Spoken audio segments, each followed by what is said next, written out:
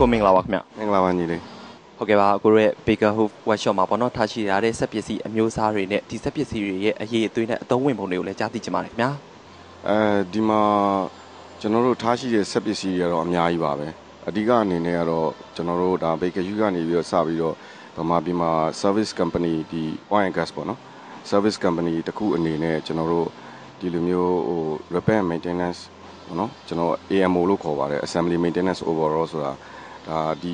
2 days equipment တွေကိုကျွန်တော်တို့ပြန်ပြီးတော့ဒီမှာပဲ maintenance ပြန်လုပ်ပြီးဒီမှာပဲ repair ပြန်လုပ်ပြီးတော့ကျွန်တော်တို့ service delivery ပေါ့ကျွန်တော်တို့က customer တွေကြီးအရောက်ကိုပို့ပြီးအချိန်တိုတွင်းမှာကျွန်တော်ပို့ပေးနိုင်တာပေါ့နော်ဟုတ်ကဲ့ပါရေနံဒူးဖော်ရှာဖွေရမှာအသုံးပြုတဲ့ဒီစက်ပစ္စည်းတွေကိုအခုလိုမျိုးပေါ့နော်ပြန်လဲပြုပြင်နိုင်တဲ့အတွက်ကြောင့်မို့လို့cost saving အပိုင်းတွေမှာရောဘယ်လောက်ထိတက်တာသွားမလဲဆိုတာကိုလည်းကြားသိပြရသေးခင်ဗျဟုတ်ကဲ့ဒါကတော့အဓိကရည်ရွယ်ချက်ပေါ့နော်Baker Hughes ရဲ့အဓိကရည်ရွယ်ချက်ပေါ့ကျွန်တော်တို့နောက်ပိုင်းမှာဆိုရင်ဒီ cost saving ဆိုတာ company တွေ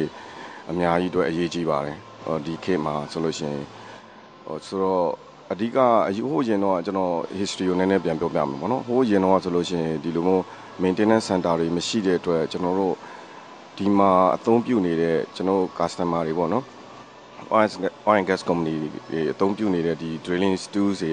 equipment တွေဆိုလို့ရှိရင်နိုင်ငံခြားမှာပို့ပြီးတော့ပြန်ပြီးတော့repair လုပ်ရတာမျိုးရှိပါတယ်ဆိုတော့နိုင်ငံခြားကိုပို့ပြီးဆိုတာနဲ့cost ကအများကြီးပါ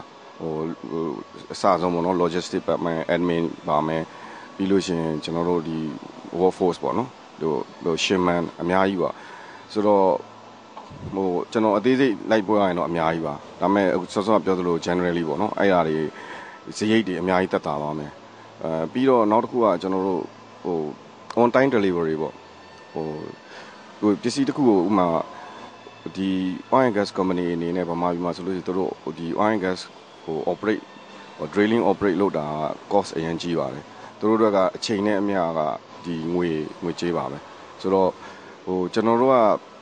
ပစ္စည်းတစ်ခုလိုရတယ်ဆိုလို့ရှိရင်ဒီ on time delivery ပေါ့နော် short term အတွင်းမှာကျွန်တော်တို့ထိရောက်ဆုံးတို့ service ပေးနိုင်မယ်ဆိုလို့ရှိရင်တို့အနေနဲ့ဒီ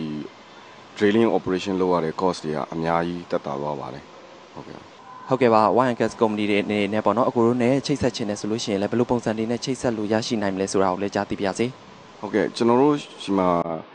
ရန်ကုန်မြို့ထဲမှာရွှေရင်းသာတာဝါမှာကျွန်တော် Baker Hughes head office ရှိပါတယ်အဲ့မှာလည်းကျွန်တော်တို့ department တွေအများကြီးရှိတာပေါ့နော်အဲ့ထဲကနေမှကျွန်တော်တို့ business development department နဲ့ဆက်သွယ်ပြီးလို့ရှင်စောစောပြောသွားတဲ့ Mr. Tang တို့ပေါ့နော်သူတို့နဲ့ဆက်သွယ်ပြီးရင်ကျွန်တော်တို့နဲ့အလုပ်လုပ်ဖို့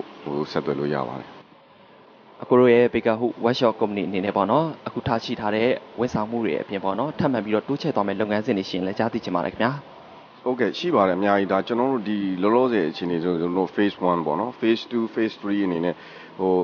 ကျွန်တော်တို့ကဘယ်လိုခေါ်မလဲဒီနီးပညာကိုအခြေခံပြီးတော့ထားတဲ့ဒီ company ဆိုတော့နီးပညာဆိုတာတသက်မဲ့တည်းရက်နေတာမရှိပါဘူးအများနဲ့ရှေ့ဆက်ပြီးသွားနေတာပါဆိုတော့ကျွန်တော်တို့ company အနေနဲ့ဒီတဲ့ပို့ပြီးတော့ advance ဖြစ်အောင်ဒီ technology ဘိုင်းရောနီးပညာဘိုင်းရောဒီ equipment အနေနဲ့ရောပေါ့နော်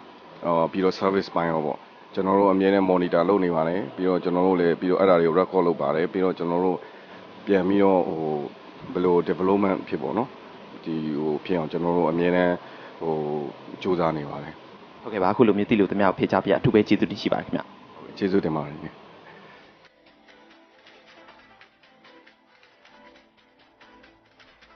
အခမ်းအနားမှာမြန်မာနိုင်ငံက MOGE ရဲ့ Director မှလည်း Baker Hughes Company ဖွင့်လှစ်တဲ့အပေါ်ဂုဏ်ပြုအမှာစကားပြောကြားခဲ့ပါတယ်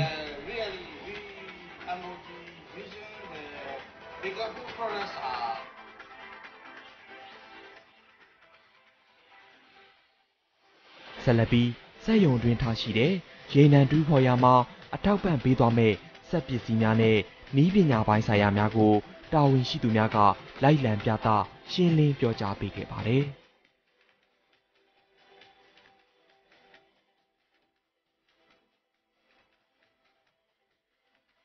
အဲဒီနောက်မှာတော့အခမ်းအနားကိုတက်ရောက်လာသူများကိုနေ့လယ်စာနဲ့တဲကင်းဧည့်ခံခဲ့က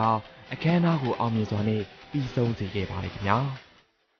ပရိသတ်များခင်ဗျာအခုဆိုရင် Oil and Gas Company များအတွက်ရေနံရှာဖွေတူးဖော်ရာမှာနည်းပညာပိုင်းဆိုင်ရာအထောက်ပံ့များစွာပေးနိုင်မယ် Baker Hughes and Overhaul Base ပွင့်ပွဲအခမ်းအနားကိုပရိသတ်များသိရှိလိမ့်မယ်ထင်ပါတယ်။ ကျွန်တော်တို့ရဲ့ရန်ကုန်မြင်ကွင်းချင်းအစီအစဉ်ကိုတော့ဒီမှာပဲရန်နာခွင့်ပြုပါခင်ဗျာ